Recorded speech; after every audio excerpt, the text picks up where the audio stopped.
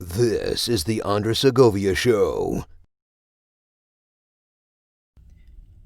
Hey everyone, it's Andres and this is the Segovia Show. For this episode, I am going to be doing my review of the Samsung Galaxy Tab S7. My goodness, what is up with Samsung and these mouthful of titles? Well, anyway, before I get into the review, for those of you tuning in on the podcast, you're going to want to head over to YouTube because this is a hands-on tech review. So you're going to want to see what I'm talking about. So by all means, if you're not subscribed, hit the like button, subscribe to the channel, and the notification bell so you don't miss out whenever I put out one of these videos. Let's dive into this thing. I had put a post up, thank you to those of you that participated in the poll, asking if it was even worthwhile for me to talk about the Galaxy Tab S7 by Samsung. And I did notice, just like probably all of you noticed, all the reviews for the new Samsung Galaxy tablets have just been for the S7 Plus. There is a difference in specs and some feature sets between the Tab S7 and the Plus variant, which I'm not going to compare here, but I will mention because there are some things that I did want and liked on the other tablet, but the size of the other tablet is what basically took me away from it to not want to go for it. And for those that have experienced the Tab S7 Plus, when they either downgrade or try to handle a Tab S7, they don't like it as much. So the Tab S7 Plus has an AMOLED display. This one here doesn't. This one has an LCD panel. The Tab S7 Plus is obviously bigger. It's also thinner. The speakers and I guess the tuning of the acoustics the sound is a lot more full, and the bass is more bassy on the other one. And of course, because it's an AMOLED display with 120 hertz refresh rate on the screen, what Samsung claims is about a 9 nanosecond lag time with the S Pen experience on the tablet itself when you're using the S Pen. So this one doesn't have that speed, also by virtue of its screen, and also some of the, I guess the RAM is a little different. There's more RAM on the S7 Plus, but I didn't want to experience the S7 Plus. I am not coming from another powerful Android experience. I haven't actually used an Android tablet since I would think would be the HTC Google partnership with the Nexus 7. That was the last time I used an Android tablet, and I did enjoy that tablet. I enjoyed the size, the clean user interface, and of course the software by Google. But what I didn't enjoy was the hardware, because it had this horrible light bleed throughout all of it. And if I have a picture of it stored in my archives, I'll post it up here for reference. But I ended up giving up on tablets for a while, and because of the nature of what I do for real estate, I ended up requiring a tablet because I couldn't do a lot of this on a computer or even a two-in-one when I can fold all the way around. I ended up getting an iPad. So this is kind of obligatory. Let me zoom out a bit so I can show you the tablet. I've done a review on my iPad some time ago. So I'm putting them like this. This is the first generation Apple Pro, and I'm putting them side by side as they're meant to be. An Apple iPad's meant to be used in portrait mode, and this Samsung tablet is meant to be used in widescreen mode. That's actually going to come into an interesting point later on in this review. I ended up using the iPad Pro because, I ended up needing it. And one of the things that drew me to it was the Apple Pencil. And I absolutely loved that experience. Now, not to be undone, Samsung's tablets, for the most part, have had the S Pen experience, which is why I've stayed on the Note lineup for so long. So when I saw what Samsung was doing for these tablets, and that's why the Android world was losing their minds over it. These are the Android tablets we've been waiting for. So I'm like, okay, great. So Samsung has the S Pen of their own, but not in a silo, which can be a little annoying for some, which I'll get to also later in the review, because I'm so used to using a silo to put the S Pen away. But the experience didn't detract, and again, I'll touch on that later. These two are meant to be used a little bit differently, and they also couldn't be more different in terms of how their software is, obviously, because one is iOS, or in this case iPad OS, and the other one is Android 10. running Samsung's UI 2.5, I believe it is. Look, I don't remember all the specs on the Samsung, so I'm gonna leave it here on the screen for you to check out, and I'll leave it for a few seconds longer than I normally do, so you can read all the details if you want while I'm speaking. This here was the best transition for me because I love this form factor. This is not the large size iPad Pro. I think the big iPad Pro is just too big. That's why I was turned off to the S7 Plus tablet, and like, no, that is way too big. I was a little concerned because I was so used to using what is basically a 4:3 ratio on the iPad Pro for easier document reading, having to switch over to a more wider tablet, basically not using the ratio that I was so used to. I think this is like a 21:9 ratio. I'm not entirely sure, but either way, the experience is basically similar. There's cameras front and back on both of them. Both of them are LCD displays. Both of them have pen input. And the advantage that Samsung has over the iPad is in terms of memory expansion. So that's great. I also did go for the bigger memory bank on the Samsung because it also has more RAM, so that probably contributes to a more fluid experience. Overall though, I've been very happy with my first full-time experience with an iOS product, which was iPad before I got iPad OS, that I even engraved it. I called it Command Pad, as you can see the etching up there, and I even engraved the pencil, which I think is always a nice touch that Apple allows you to do. But anyway, that's as far as the comparisons will go for now. So let me get back to this guy, because this is what you came to watch the video for. But as you know, it's almost obligatory that you got to mention the iPad with comparing these things. So one of the things that I like about this thing off the bat is that this thing feels very premium in the hand. It's a lot heavier than the iPad, which is good and bad. The good part is that it feels premium because you're paying more than the iPad in certain cases. That's my concern, that is much heavier, that a drop will do sizable more damage to the chassis than I like, and it could compromise the screen a lot more, which is why I tend to be more careful with this thing than I was with my iPad. But I found myself dropping this a lot more often than the iPad, considering that I am using a case. So let's move this guy over so I can show you the case. So I am using this book cover, not the keyboard one, and I have mixed feelings about it. The magnets are on the upper third of this device, and there's less to hold because the pen needs to have a cutout over here. So I found myself oftentimes grabbing this a book cover when in this position, and the tablet will sometimes fly out, which is why it's fallen a few times, because I'm so used to using like, I guess you could say, the magic covers on Apple. Let me move this on the side so you can see. Like, because this has been my go-to on the iPad. You can see this thing's battle worn because I use this so often.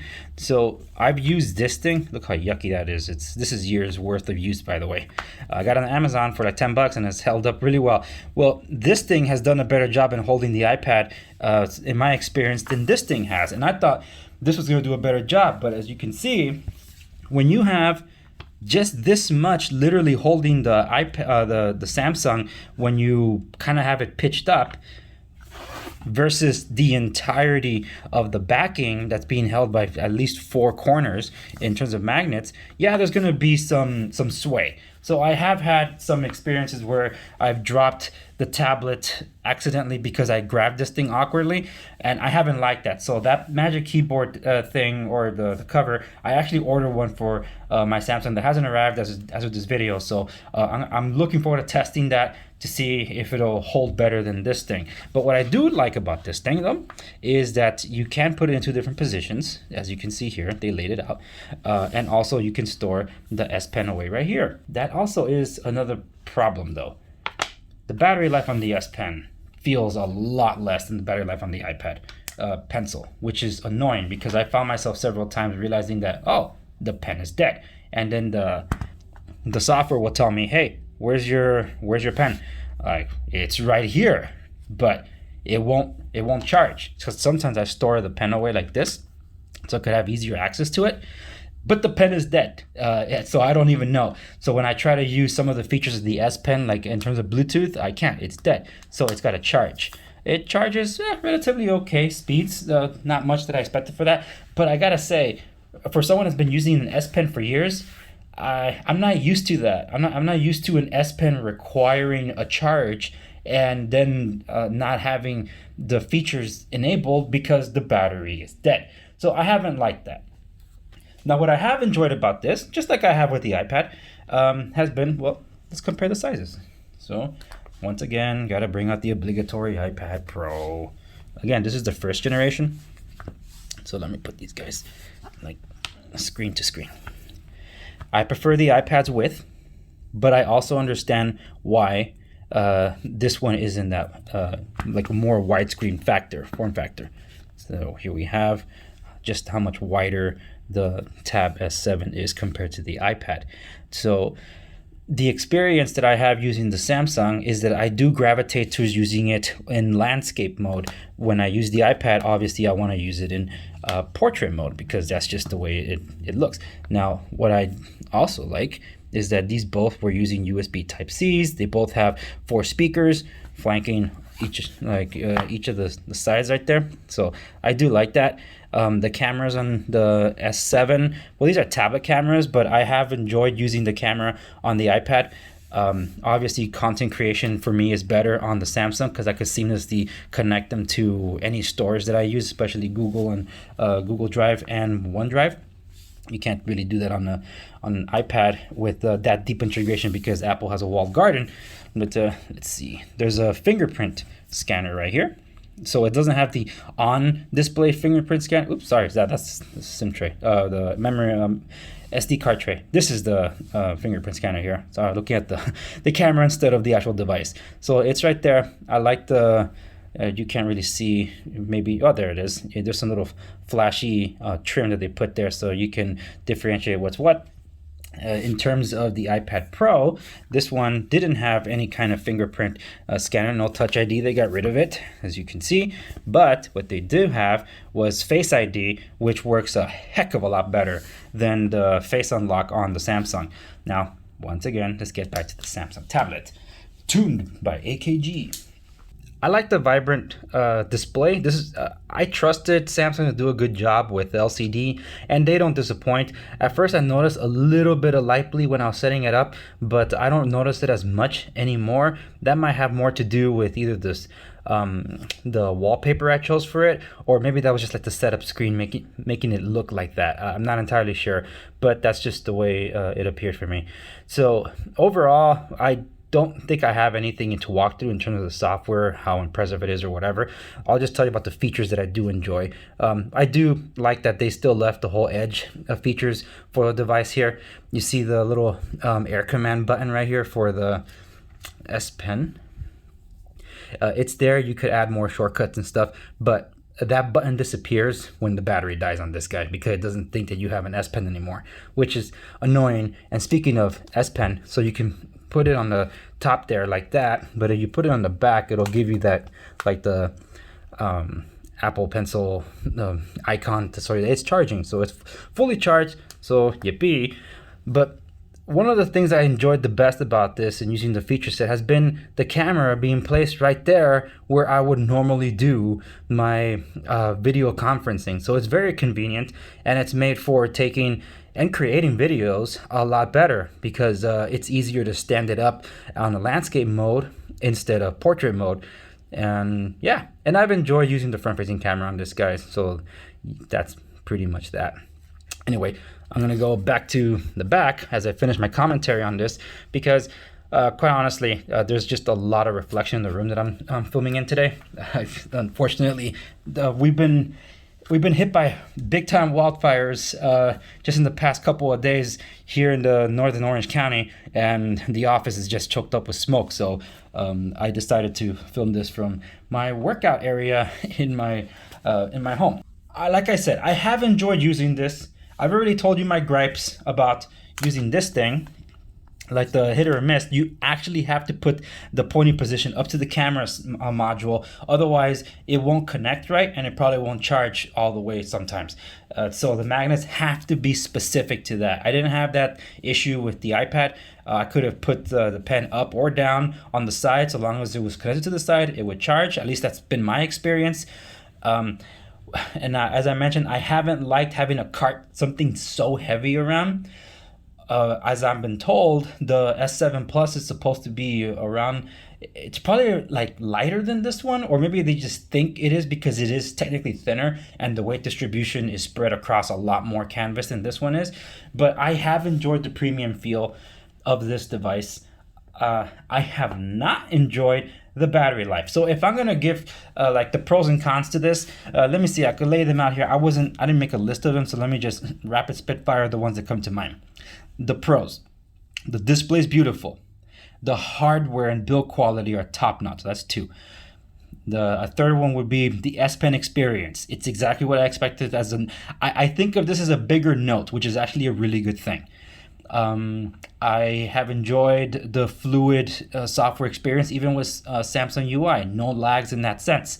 And the audio experience when I'm immersing myself in media, it's just so much fun using this. So I have enjoyed that immensely.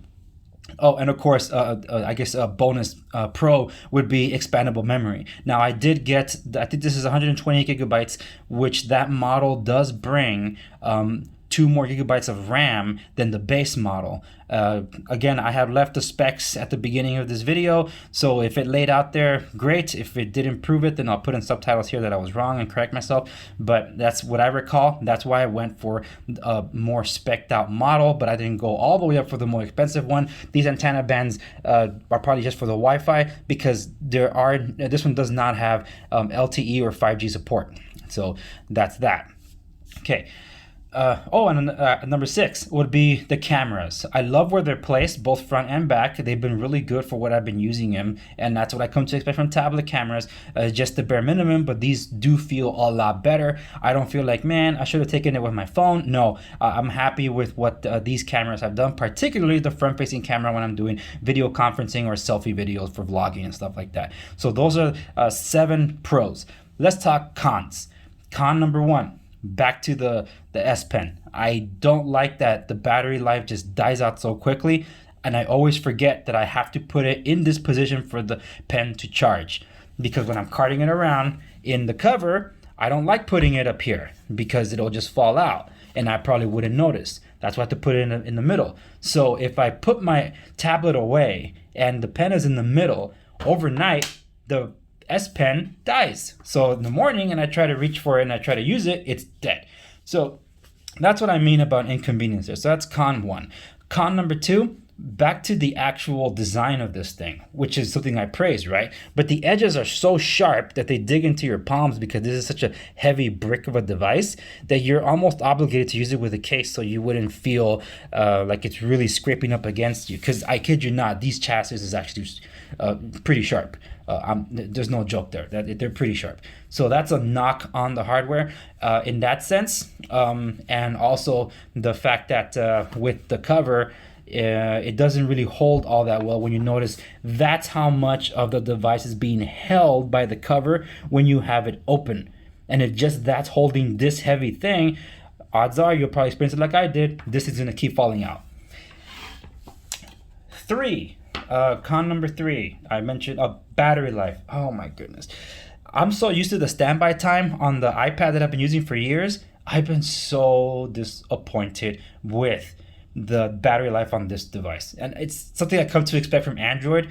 And I should probably look for a bedside mode or a goodnight mode on this thing. I haven't done that, and if I do that, I'm sure I'll be able to stretch the battery out a little more. I don't like using battery saver mode. That's pretty annoying because it turns off everything, and by the time I turn it on, all my notifications cascade in, including ones that I have already checked. So yeah, that does get annoying.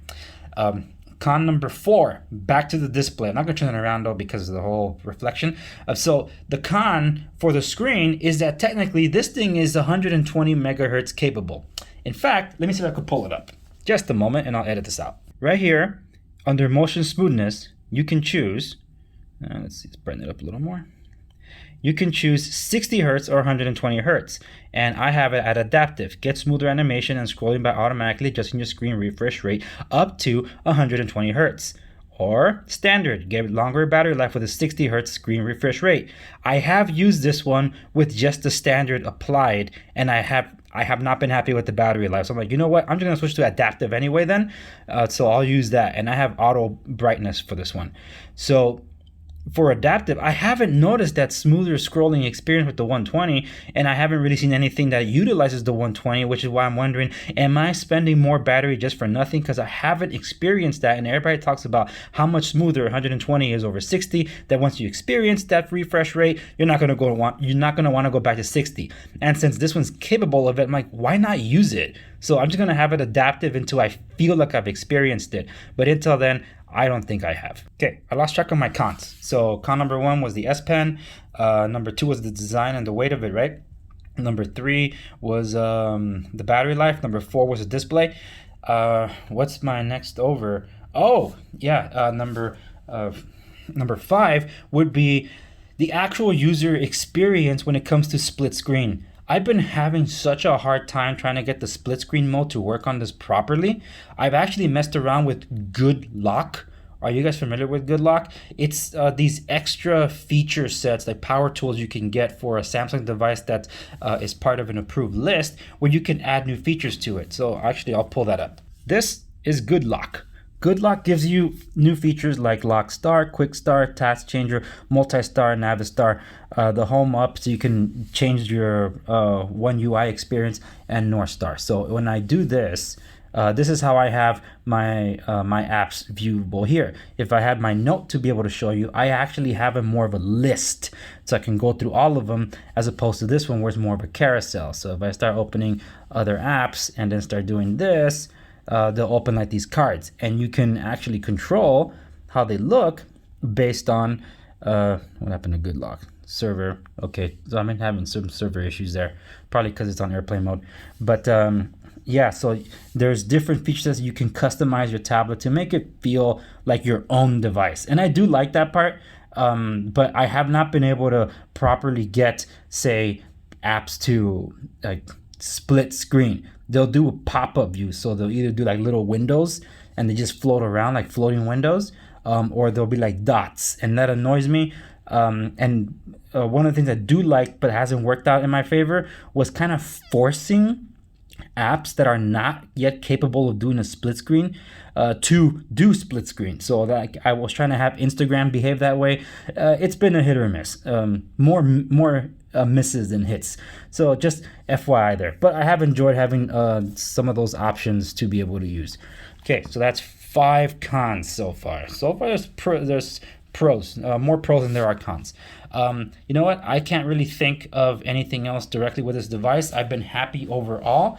The S Pen experience is there. This is literally like a larger Note. It has the powerful processors underneath, so I expect this to last a long time, and I'm counting on it because Samsung said they're going to support this thing for 3 years. I've been using this iPad, like I said, for a long time, and this thing is still as fast as the day I got it. And I'm sure if I compare it to a new iPad now, because this was the first generation iPad Pro, I'm sure the new one's going to feel a lot more fluid than this one, but that's only if I test them. So the fact that I'm comparing how I changed over to this from an iPad, I'm only comparing those experiences directly. If I'm going to compare the Tab S7 to the Tab S7 Plus, obviously I'm going to want the Tab S7 Plus for the screen, but I'm not going to want it for the size. That's why I stayed away from it, and this has been my only experience with the premium Samsung tablet, and so far I gotta tell you, I'm happy with it. I haven't looked back so much on my iPad anymore, and it helped me break free from iOS, because the iPads really kept me there, and the Apple Watch to some extent sometimes calls me back because it's a much better experience overall, as sometimes I have hits or misses also with these Samsung devices. But anyway, that's that. I am happy with this tablet. I highly recommend it. If you're an Android user looking for a tablet, this is definitely one you should consider. If you don't mind the size, and if you have the money to spare, well, then check out the S7 Plus. You'll love the screen a heck of a lot more than this one, that's for sure.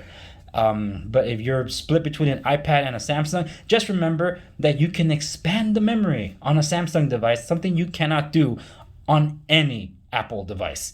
And best part is you also get DeX on this guy. So DeX basically does you could do it wirelessly too with the Miracast capable TV. So you can use your tablet as some kind of mouse or keyboard. So essentially, you're getting a desktop experience on a tablet, which is also why I've enjoyed using this thing. The thing is, not all apps are compatible with DeX. Some Microsoft applications do work a little bit better, but they haven't really scaled up from the mobile, which is kind of a drawback. So you can't really multitask with like how you would on, say, maybe a Chrome OS or, of course, a full-blown computer.